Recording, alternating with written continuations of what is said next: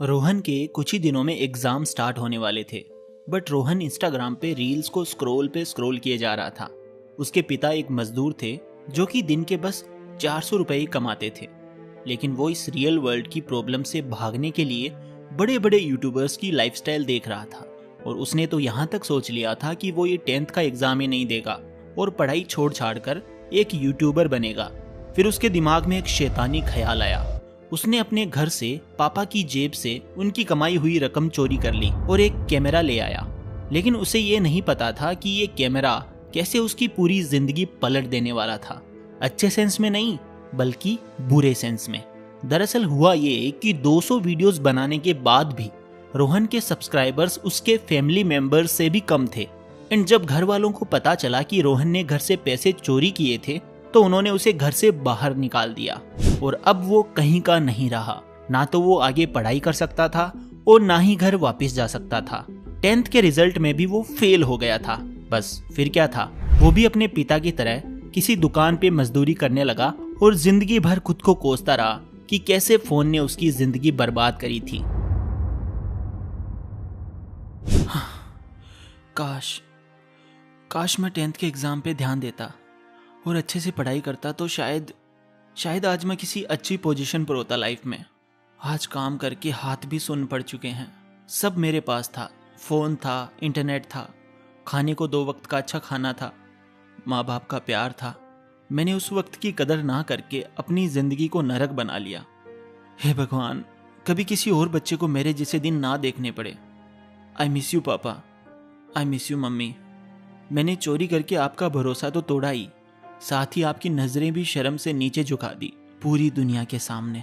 आपको अभी भी लोग बोलते होंगे ना, देखो चोर के माँ बाप जा रहे हैं, रोहन ने अपने आप से कहा। और आज की कमाई जो कि 300 रुपए हुई थी, उसमें से 50 रुपए ढाबे वाले को खाने की प्लेट के चुकाए और 250 रुपए वापिस अपनी शर्ट के जेब में डालकर वहां से चला गया।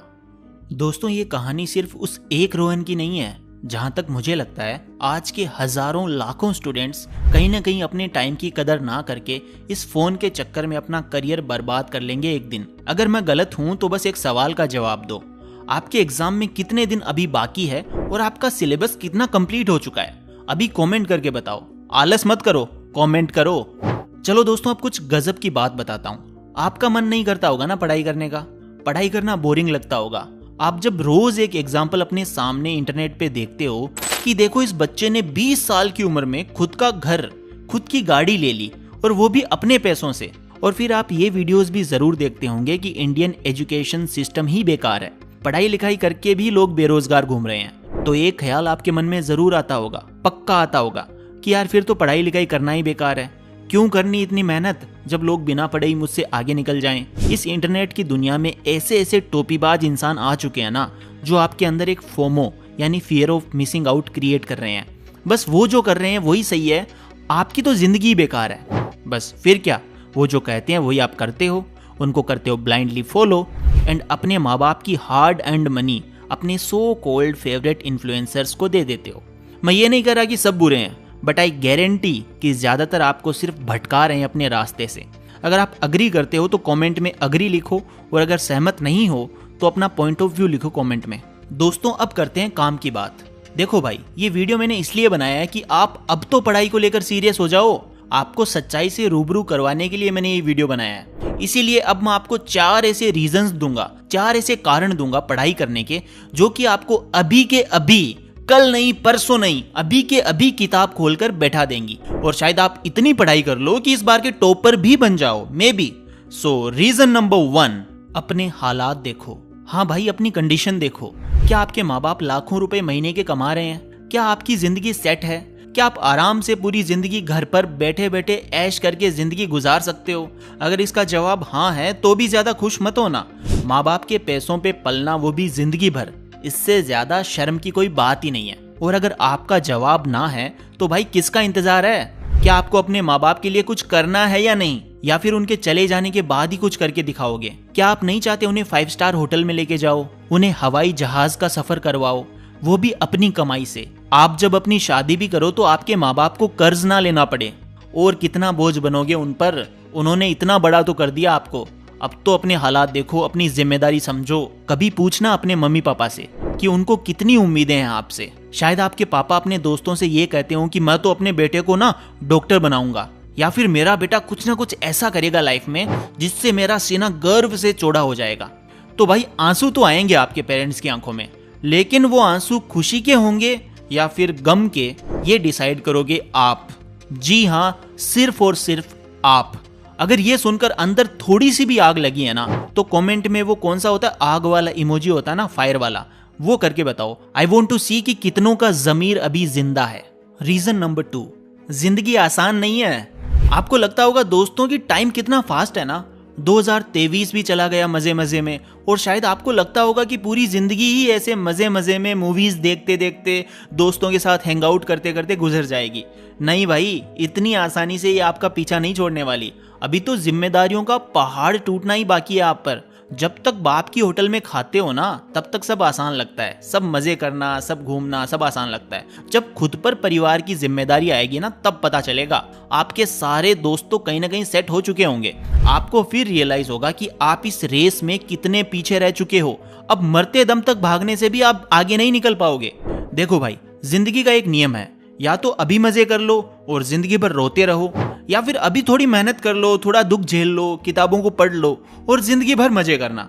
अभी सुख तो बाद में दुख, अभी दुख तो बाद में सुख। सिंपल सा रूल है जिंदगी का। अपने मम्मी पापा से आप चाहो तो इस रूल के बारे में पूछ लेना, सब अग्री करेंगे। इसलिए एज अ बड़ा भाई आपको यही कहूंगा कि अब तो पढ़ लो, बस पढ़ लो मेरे भाई, पढ़ लो। अब रीजन नंबर 3, जो दिखता है वो होता नहीं, और जो होता है वो दिखता ही नहीं। वीडियो की स्टार्टिंग में आपने रोहन की कहानी सुनी, जो इस सोशल मीडिया की चकाचौंध भरी दुनिया से इतना इन्फ्लुएंस हो गया था कि उसे लगा कि बस यही सच है, जो उसके फेवरेट क्रिएटर्स बोल रहे हैं वही सच है, बाकी सब झूठ है। और आप में से भी बहुत सारे बच्चे अब से यूट्यूबर्स बनने के सपने देख रहे होंगे, और फिर कुछ तो रेगुलर वीडियोस भी अपलोड करते होंगे। और आपको लगता होगा कि ये बस इंस्टाग्राम, यूट्यूब, फेसबुक, ये सब पैसे छापने की मशीन्स हैं, और कोई भी आता है इस मशीन को यूज करता है, पैसे निकालता है और अपनी लाइफ को अच्छी और लग्जीरियस बनाकर जीता है। मुझे हंसी आ रही है उन सब पर जो ऐसा सोचते हैं। भाई आपने ये लाइन पता नहीं कितनी बार, आई थिंक हजारों बार सुनी होगी कि there is no shortcut in this life. हर प्लेटफॉर्म, हर काम में आपको मेहनत करनी ही पड़ती है, जी जान लगाना ही पड़ता है। एंड फिर तो आप चाहे कोई भी काम करो, आप आराम से पैसे कमा सकते हो। अगर आप में सीखने का जुनून है और मेहनत करने की भूख है, तो भाई लिख कर ले लो मुझसे, आप बनोगे अमीर। पैसा खुद आएगा आपके पास, बट पहले कुछ सीखो तो सही। सीखना कोई चाहता नहीं। अभी आप पढ़ाई नहीं करना चाहते बिकॉज वो लगती है आपको बोरिंग। तो भाई अगर आपने पढ़ाई को अभी बीच में छोड़ दिया, तो फिर इस बात की क्या गारंटी है कि आप पढ़ाई को छोड़कर जो भी काम करोगे उसको भी बीच में नहीं छोड़ोगे, और फिर यूं ही सब छोड़ते ही नहीं चले जाओगे? क्या गारंटी है बताओ? सोचो जरा।